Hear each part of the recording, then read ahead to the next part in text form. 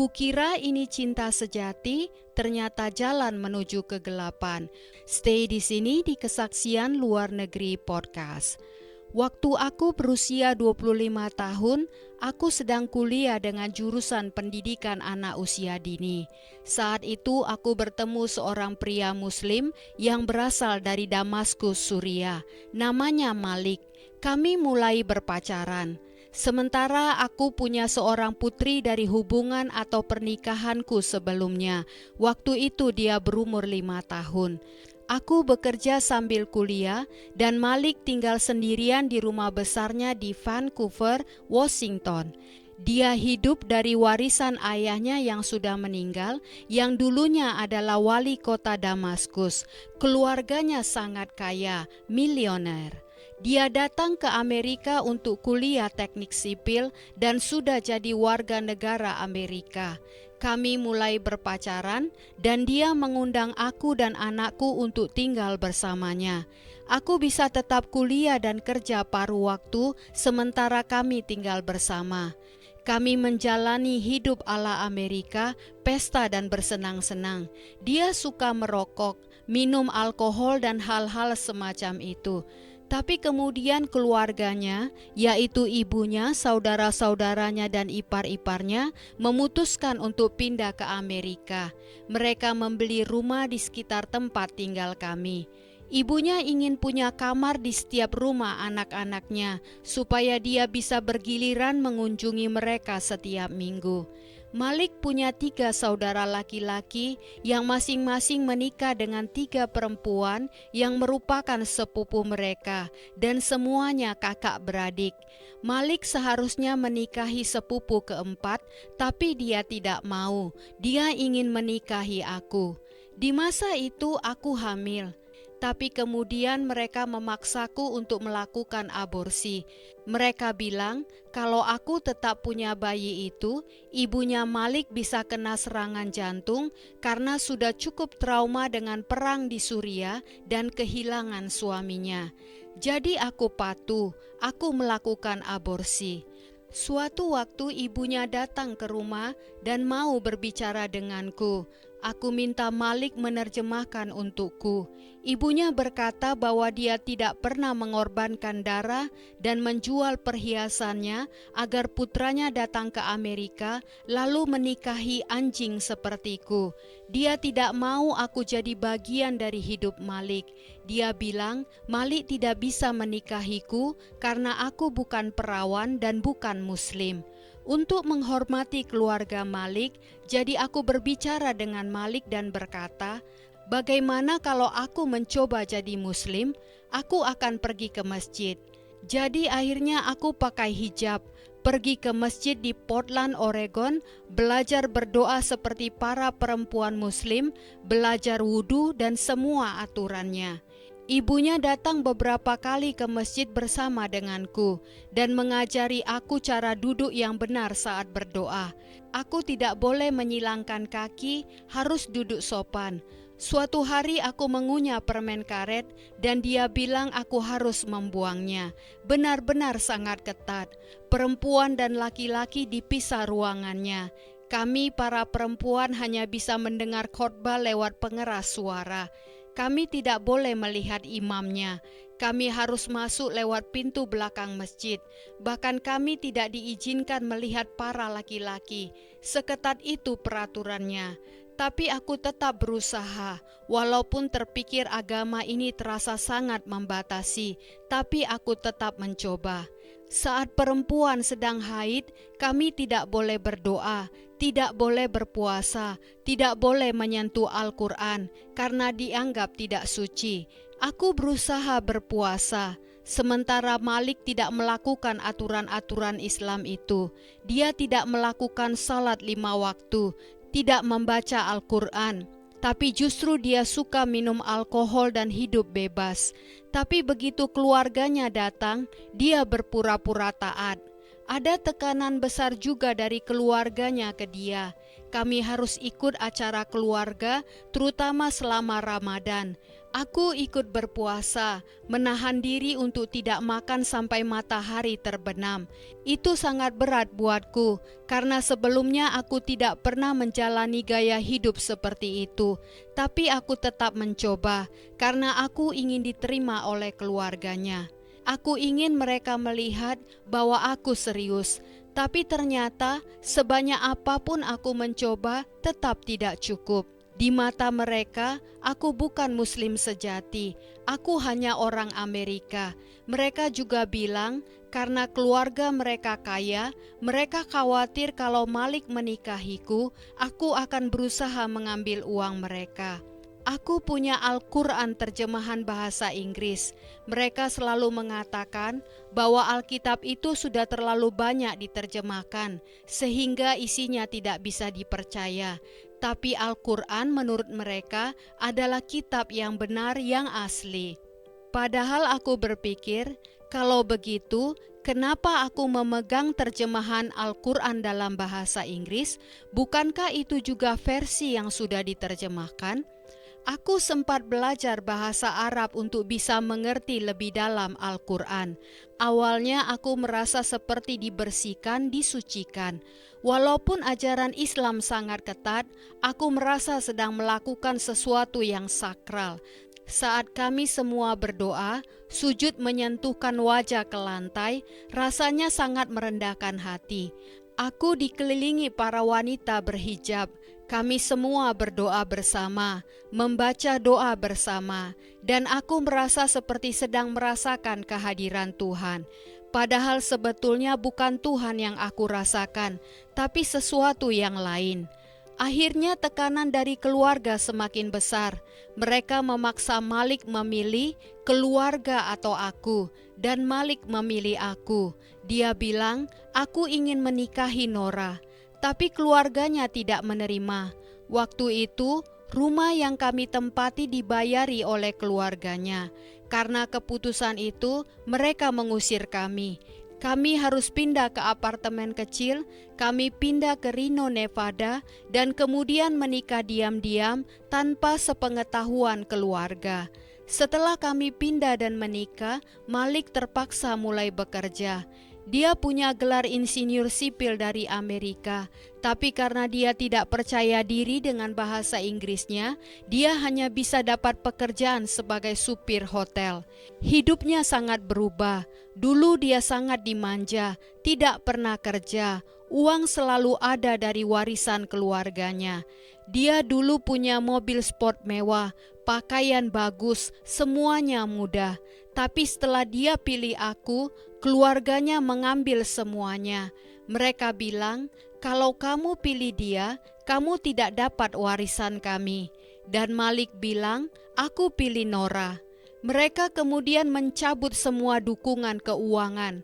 Malik tidak tahu tekanan hidup akan sebesar itu. 3 bulan setelah menikah, aku hamil lagi. Suatu saat bertepatan dengan ulang tahun putriku, kami buat pesta kecil untuknya. Teman-temannya datang. Tapi aku bisa melihat Malik sangat stres. Dia tidak sanggup menanggung beban finansial. Dia merasa hancur secara mental dan ekonomi. Dan kami bertengkar hebat. Aku lupa penyebabnya, tapi dia jadi sangat kasar. Sebelumnya dia pernah menamparku kalau dia tidak suka sesuatu yang aku katakan. Tapi aku terbiasa karena masa kecilku dipenuhi kekerasan dalam keluarga.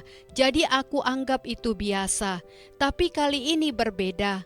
Aku sedang hamil 4 bulan dan dia memukulku dengan brutal. Aku jatuh dari tangga. Dia memukulku. Perutku membentur meja kopi, dan putriku lari ke rumah tetangga dan menelpon polisi. Polisi akhirnya datang dan langsung mengusir Malik dari apartemen. Dia pergi ke rumah keluarganya. Malam itu aku mengalami pendarahan. Aku pergi ke rumah sakit dan mereka berkata bahwa mereka tidak mendengar detak jantung bayi. Mereka berkata, kemungkinan besar bayimu sudah meninggal dan aku perlu ke dokter kandungan untuk menjalani prosedur dilatasi dan kuretasi. Itu terjadi hari Jumat malam dan sepanjang akhir pekan itu menjadi akhir pekan paling berat yang pernah aku alami. Aku benar-benar bingung dan terus bertanya-tanya sendiri harus bagaimana.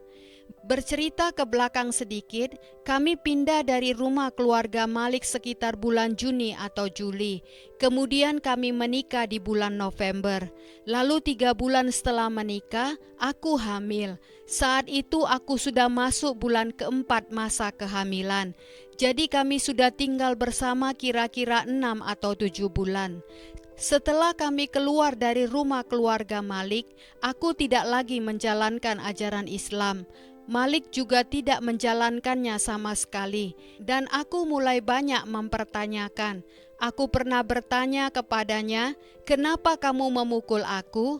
Dia menjawab, "Karena di Quran pasal 4 ayat 34 tertulis bahwa kalau seorang suami merasa istrinya tidak taat, dia boleh memukulnya."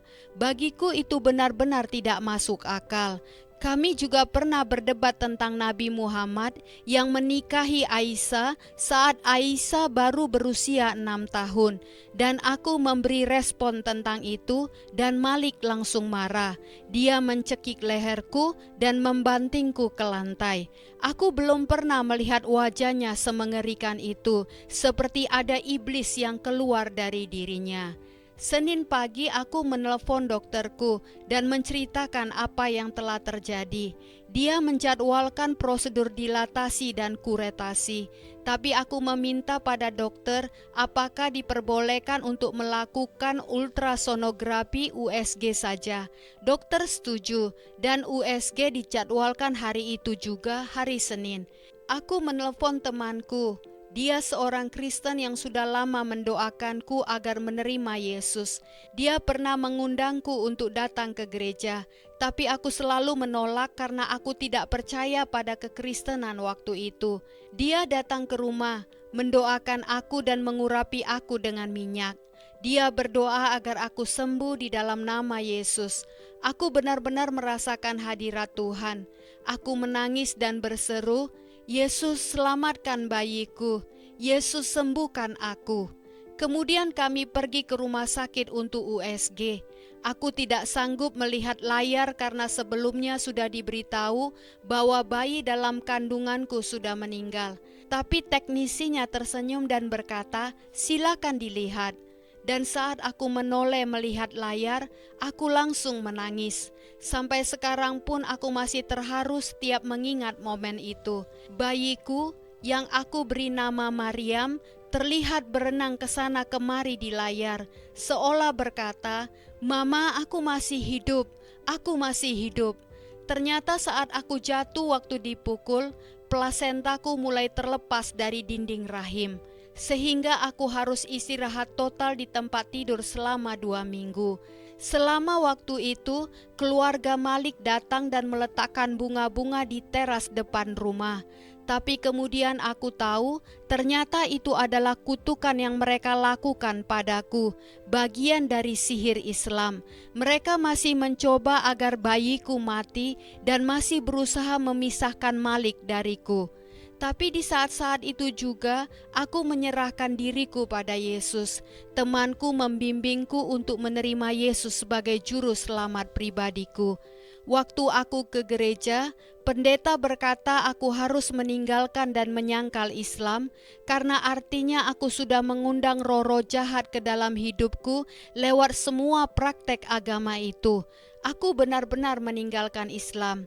Kemudian aku habiskan banyak waktu berhari-hari di gereja menangis dan perutku juga semakin membesar.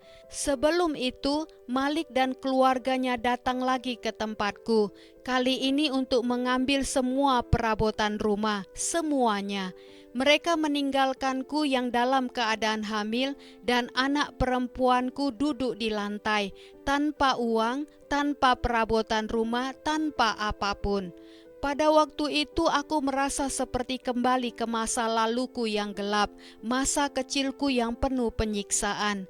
Bagiku, Islam hanyalah bentuk lain dari penyiksaan terhadapku sebagai perempuan, terhadap bayiku yang belum lahir, dan terhadap anak perempuanku.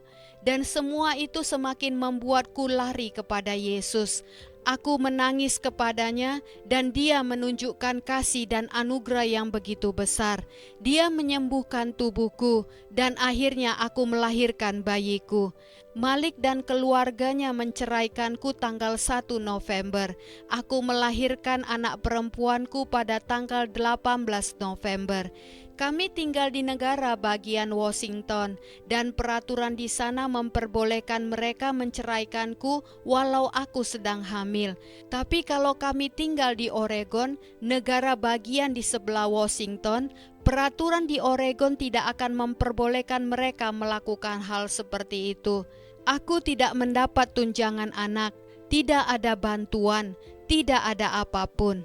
Sewaktu aku belum jadi orang Kristen, karena waktu itu aku lebih tertarik pada hal-hal okultisme seperti sihir, tapi aku bisa merasakan kalau Islam itu tidak benar, karena aku tidak melihat kasih di sana. Aku tidak merasa diterima, tidak seperti Yesus yang selalu menyambut kita. Aku tidak melihat kasih dalam keluarga mereka. Aku dihina karena ras, karena siapa diriku sebagai perempuan. Aku sadar aku memang pendosa, tapi mereka juga. Anak mereka Malik juga orang berdosa, tapi aku yang dianggap mereka sebagai orang jahat. Mereka bisa menutup mata terhadap semua dosa anak mereka Malik, tapi tidak terhadap dosaku. Mereka sama sekali tidak menghargai aku sebagai pribadi dan bahkan tidak menghargai anak mereka sendiri. Mereka tidak peduli pada keinginan atau keputusan Malik. Yang penting dia menurut dan melakukan apa yang mereka mau, apapun akibatnya. Tapi mereka gagal karena aku tetap melahirkan bayi perempuanku yang cantik, Maryam. Malik dan keluarganya datang kembali dan ingin mengambil Maryam. Mereka punya uang untuk mengambilnya. Jadi saat Maryam baru berusia 6 minggu, aku berkemas, menggendong Maryam dan menggandeng anak perempuanku yang satu lagi, dan kami melarikan diri ke kota kecil di Oklahoma. Kami bersembunyi di sana. Di Oklahoma ada hukum yang disebut Make My Day Law, yang artinya kalau ada orang masuk ke propertimu, engkau punya hak untuk membela diri. Aku sangat bersyukur karena aku tinggal di komunitas Kristen kecil yang penuh kasih. Di sana aku terus belajar tentang Tuhan, mengenal Yesus lebih dalam, membaca Alkitab, dan tahu bahwa dosa-dosaku sudah diampuni. Aku punya banyak dosa. Aku belajar aku harus mengakuinya. Dosa perzinahan, keterlibatan dalam okultisme, mempraktekkan Islam dan sihir, semua itu. Aku mengakuinya dan meminta pengampunan Tuhan. Dan Tuhan sudah mengampuni.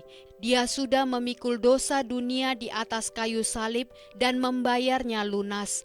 Kalau kita menaruh iman kita padanya, kita diampuni. Dari kecil aku sudah terlibat dalam praktek-praktek gelap ilmu sihir. Jadi ketika aku bertemu Malik dan keluarganya yang juga melakukan hal-hal seperti itu, rasanya familiar buatku.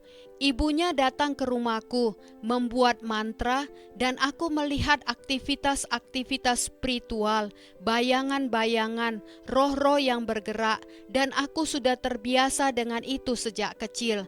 Jadi rasanya aku sedang mendekat kepada Tuhan, padahal aku justru masuk lebih dalam lagi ke kegelapan. Aku kira Islam itu menyembah Tuhan, tapi aku salah besar. Aku baru sadar bahwa apa yang mereka sembah bukan Tuhan yang sejati. Aku tinggal di komunitas Kristen kecil, bersembunyi demi keselamatan diriku dan anak-anak, dan mereka, Malik dan keluarganya, tidak berhasil menemukan kami. Waktu terus berjalan, 1-2 tahun lewat. Aku dengar kabar bahwa keluarga Malik mengirim dia ke luar negeri untuk mencari perempuan yang mereka setujui. Dan dia menemukan seorang wanita yang mirip sekali denganku, berambut pirang, bermata hijau, tapi dia Muslim dan berasal dari Suriah. Malik menikahinya dan mengajukan permohonan agar dia bisa datang ke Amerika. Tapi dia tidak memberitahu wanita itu bahwa dia sudah pernah menikah dan punya anak. Wanita itu berasal dari keluarga besar, 16 orang bersaudara. Dia datang ke Amerika dan kemudian mereka punya 2 orang anak. Setelah itu mereka mulai punya banyak masalah. Istrinya juga bermasalah dengan ibunya Malik. Istrinya ingin kembali ke negara asalnya, tapi Malik tidak mau. Aku tidak tahu semua detailnya, tapi akhirnya istrinya mengambil semua uangnya. Semua hal yang dulu mereka tuduhkan akan aku lakukan, ternyata justru dilakukan oleh istri Muslim itu. Aku tidak akan pernah menyarankan untuk seorang wanita atau pria Kristen menikah dengan pria atau wanita Muslim, karena engkau akan terikat pada pasangan yang tidak seiman. Seperti terang dan gelap tidak bisa bersatu, seperti minyak dan air tidak akan pernah bisa menyatu. Dalam Islam, laki-laki Muslim boleh menikahi perempuan Kristen atau Yahudi. Kata mereka, karena pria itu pemimpin dan punya pengaruh lebih besar. Tapi perempuan Muslim tidak boleh menikah dengan pria Kristen kecuali pria itu masuk Islam.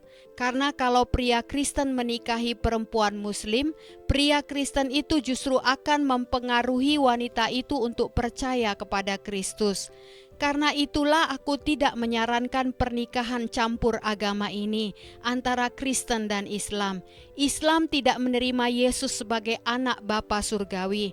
Mereka bisa saja berkata bahwa mereka mengasihi Yesus sebagai seorang nabi. Tapi bagi orang Muslim, orang Kristen adalah orang kafir. Jadi kenapa engkau mau menikah dengan orang yang menganggap engkau kafir?